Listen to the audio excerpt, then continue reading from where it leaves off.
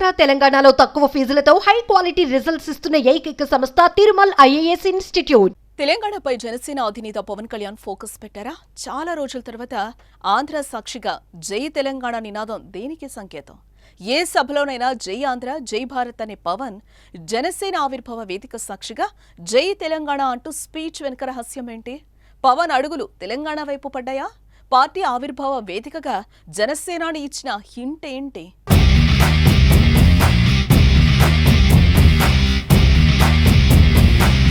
జనసేన అధినేత పవన్ కళ్యాణ్ ఈ పేరు ఇప్పుడు దేశ రాజకీయాల్లో క్రియాశీలకంగా మారింది.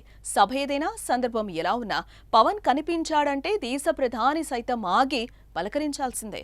తొలుత జనసేన పార్టీ స్థాపించినప్పుడు పవన్ ను ఎన్నో నోళ్లు ఎగతాళి చేశాయి, మరెన్నో వేళ్లు అవహేళన చేసి ఎత్తి చూపాయి. కానీ తాను అనుకున్న సిద్ధాంతం ముందు అవి ఏమీ పవన్ ను టచ్ చేయలేకపోయాయి. సీన్ కట్ చేస్తే దేశ రాజకీయాల్లో పవన్ ఇప్పుడు ఓ బ్రాండ్ గా నిలిచారు. కూటమి ప్రభుత్వాన్ని ఏర్పాటు చేసిన అటు ఏపీలోనూ ఇటు దేశ రాజకీయాల్లో చక్రం తిప్పారు పవన్.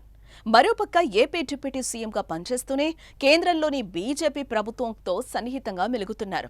అంతా సాఫీగానే సాగుతుందనుకుంటున్న తరుణంలో ఇప్పుడు పవన్ కన్ను తెలంగాణ వైపు పడింది. దీనికి నిదర్శనం జనసేన 12వ ఆవిర్భావ వేదికే సాక్ష్యం.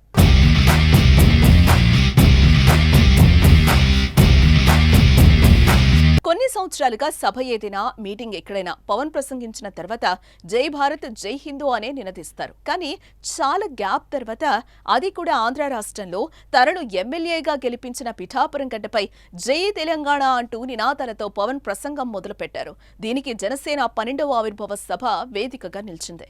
తనకు అంటే జనసేన పార్టీకి జన్మస్థలం తెలంగాణ అయితే కర్మస్థానం ఆంధ్రప్రదేశ్ అంటూ పవన్ తన పవర్ ప్రసంగాన్ని స్టార్ట్ చేశారు. నా తెలంగాణ కోటి రతనాల వీణ అంటూ స్పీచ్ లో జోష్ను నింపారు. కరెంటు షాక్ కొట్టి చావు బతుకుల్లో ఉంటే కొండగట్టు అంజన్న ప్రాణం పోశాడంటూ తనకు తెలంగాణపై ఉన్న మమకారాన్ని చాటుకున్నారు పవన్.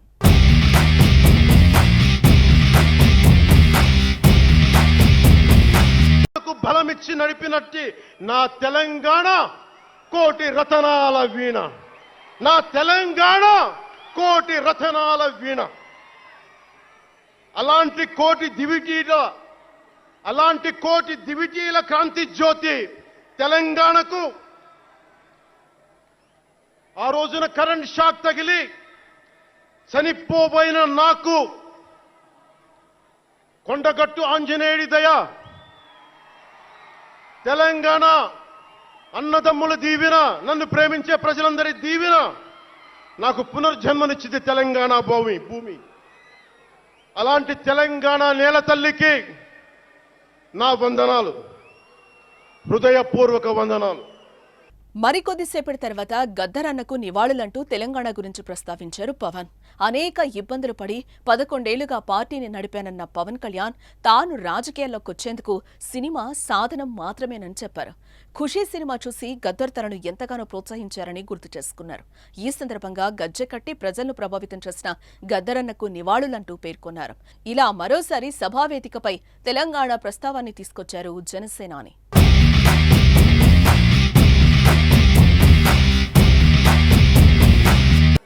బండెల్క బండి గట్టి 16 బండ్లు గట్టి ఏ బండిలో పోతావు కొడక నైజాం సర్కారోడా అని కాలిక గజ్జగట్టి చేత కర్రబట్టి కాలిక గజ్జ కట్టి ఆటనే పాటనే ఆయుధంగా మలిచిన వాడు, యువత గుండెల్లో పోరాట స్ఫూర్తిని నింపిన వాడు, నేను కనిపిస్తే ఎలా ఉన్నావురా తమ్మి అని ఆప్యాయంగా పలకించే మన మధ్య లేని నా అన్న, నా గద్దరన్న, నేల నుంచి వచ్చిన నా తెలంగాణ జన సైనికులకి, జనసేన నాయకులకి, వీర మహిళలకు నా హృదయపూర్వక శుభాకాంక్షలు. ఇప్పుడు రాజకీయాల్లో పవన్ తరంగాలు వీస్తున్నాయి. అటు కేంద్రం సపోర్ట్, ఇటు ఏపీలో తనే మంత్రి. దీనికి తోడు దక్షిణ తెలంగాణలో పవన్ కు మంచి గుర్తింపు ఉంది. ఇదిగో ఇదే మంచి సమయమని భావించిన జనసేన అధినేత పవన్ కళ్యాణ్ తెలంగాణలో కూడా పార్టీని బలోపేతం చేయాలని భావిస్తున్నారని, దానికి నిదర్శనమే పవన్ వ్యాఖ్యల వెనుక రహస్యమని రాజకీయ విశ్లేషకులు భావిస్తున్నారు. దీపం ఉన్నప్పుడు ఇల్లు చెక్కబెట్టుకోవాలనే నానుడి ప్రకారం కాలం కలిసొచ్చేటప్పుడే తెలంగాణలో కూడా జనసేన గళం గట్టిగా వినిపించాలని డిసైడ్ అయ్యారంట పవన్. అయితే గతంలోనూ తెలంగాణ సాక్షిగా జనసేనాని గళం వినిపించినా అప్పట్లో బీఆర్ఎస్ బలంగా ఉండడంతో అది వర్కౌట్ కాలేదు. ఇప్పుడు దేశ రాజకీయాల్లో పవన్ టైం నడుస్తోంది. ఈ సమయంలోనే తన పార్టీని తెలంగాణ గడ్డపై బలంగా నిలపాలనేది పవన్ ప్లాన్. అందుకే పవన్ నోట తెలంగాణ మాట అంటూ రాజకీయ విశ్లేషకులు భావిస్తున్నారు. చూడాలి మరి పవన్ జై తెలంగాణ నినాదాల వెనక ఉన్న ఆంతర్యమేంటో.